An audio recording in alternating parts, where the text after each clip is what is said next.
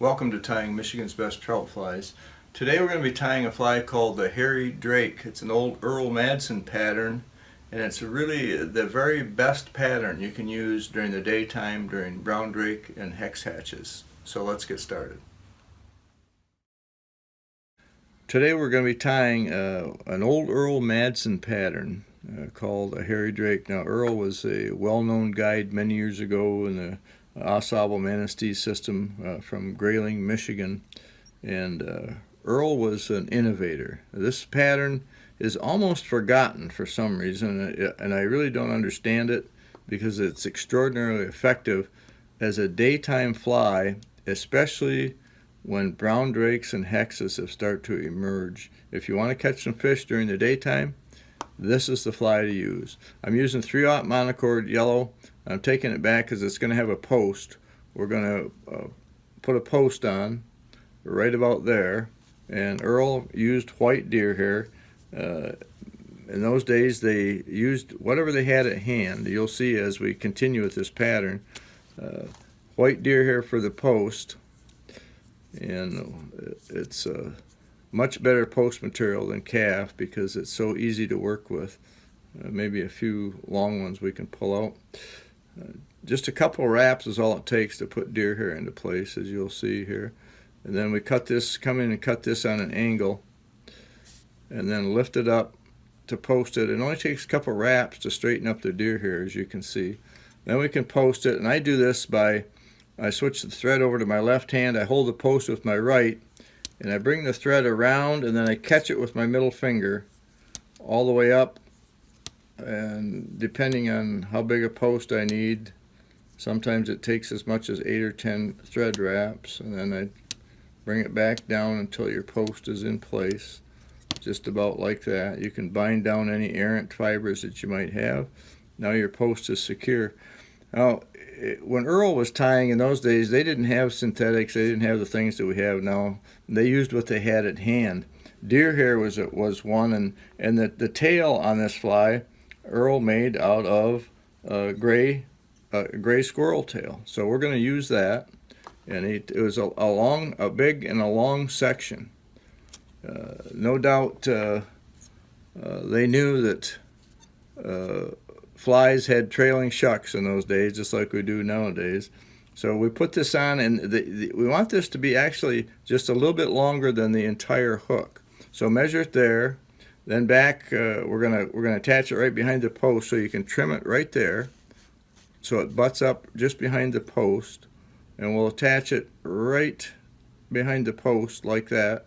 Run our thread all the way back till we firm it up at just above or just about at the bend of the hook. Now this fly has a rib on it. Now Earl used either a brown or a grizzly hackle for a rib. I've got a dark ginger, almost kind of a light brown that I'm using. So we'll tie that in there just at the bend.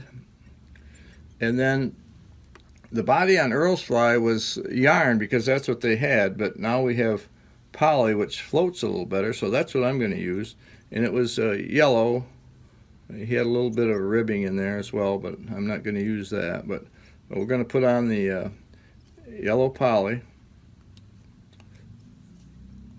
Run it all the way up to the post, and then just overhand wraps forward until you take one wrap in front of that post, and you can tie it off. Just a couple wraps to tie it off. Make sure your wraps are secure. You can use less thread. Then rib this forward. They call it palmering, but this isn't a true palmering. It's more like a rib. And 4 or 5 spirals, and perhaps one in front, and then tie it off. I really suspect that this fly imitates an emerger really well. With this palmered hackle, it could even imitate a floating nymph with a gill system sticking out. All I know is that it's an extraordinarily effective fly from late May on into early July when big mayflies are hatching. Now Earl used a grizzly and brown hackle, so we're going to do the same. I have one of each, and I favor putting the brown on the bottom. That's not a necessity, but we'll get rid of most of the web and then just attach it just behind the post up to the front of the eye with a few wraps there so it's secure. And then we're going to wrap, as we wrap hackle on parachute, we go from top to bottom to secure the hackle.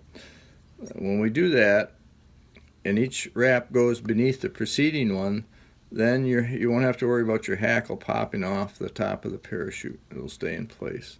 So whatever you want, hackle or wrap wise, that's up to you. And just all the way down until you've got enough hackle on there, what you deem to be enough. Wiggle it, make sure it's tight, nice and snug. Lift it up, hold it out of place, secure it with a few wraps. You get rid of the excess here, and then we'll finish it off with a whip finish. By the same method, just holding everything out of place, and then you can whip it off. And I got a couple errant fibers there, which I'm not going to fret over. And just groom the thorax a little bit. There's a finished Earl Madsen pattern, an old style fly called a hairy drake. And if you haven't fished daytimes with brown drakes and hex, get out there and give it a try, especially in cool, damp weather. You're going to catch fish, and sometimes really big fish, on this fly in the middle of the day. That's the hairy drake. Hope to see you next time.